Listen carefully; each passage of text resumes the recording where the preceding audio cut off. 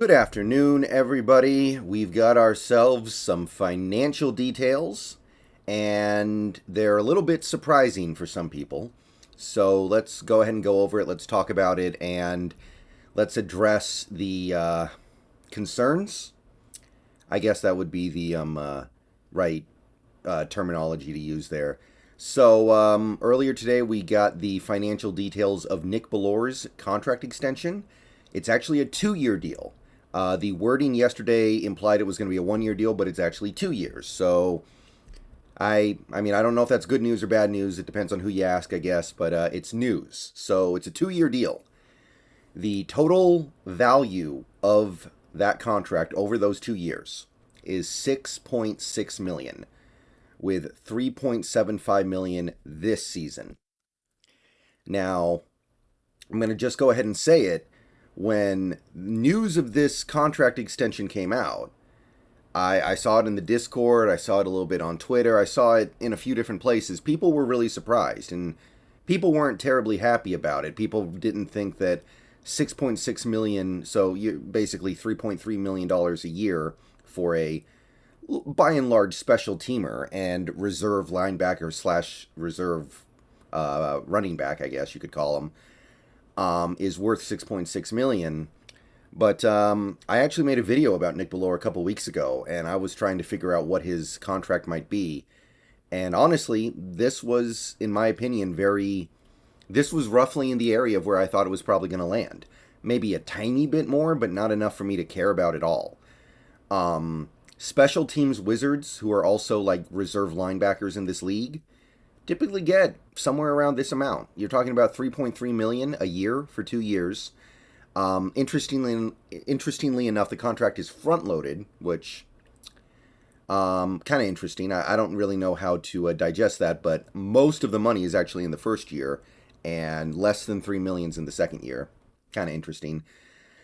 But either way, this was definitely an amount of money that made some Seahawks fans uncomfortable and unhappy. And I can kind of understand it just because of the age. I get where the concern is. I get why some people aren't thrilled about this. But I did a lot of research on what a Nick Bellore contract could look like. And this is right about the right range, I think. This makes sense. A special teams ace who also gives you some quality depth is worth more than the veteran minimum. And we clearly feel like Nick Bellore's got good seasons in front of him. Now, look, for Nick Bellore to live up to this contract, he's going to have to play at the level that he has been playing at for the last few years when he's been our special teams ace and been part of a special teams unit that has mostly been very good, especially in the recent seasons. So we are counting on him aging gracefully, of course. But I'm not against it. I can understand it. And if you take a look at what other similar players get paid around the league, admittedly, typically ones who are younger, it lines up. So this doesn't really surprise me that much. I was hoping for a little bit less, of course. You always hope that your team gets a little bit of a discount, but this was, to me, about the right range. I was thinking something like 2 years, 6 million, maybe 2 years, 7 million. So they landed basically right in the middle of those two things. Granted, it's hard to dissect the contract of a special teams contributor. I understand that. It's hard to really project what a special teamer's contract might look like sometimes. But yeah, near as I can tell, this is about in line with what should be expected for a guy like Nick Bellore. That being said, some people are still not going to be thrilled about it, and okay, I get it. I get it. Between the Phil Haynes contract and this, the savings from the inevitable release of Gabe Jackson is basically wiped out. And obviously that's not ideal, but that's what things cost sometimes.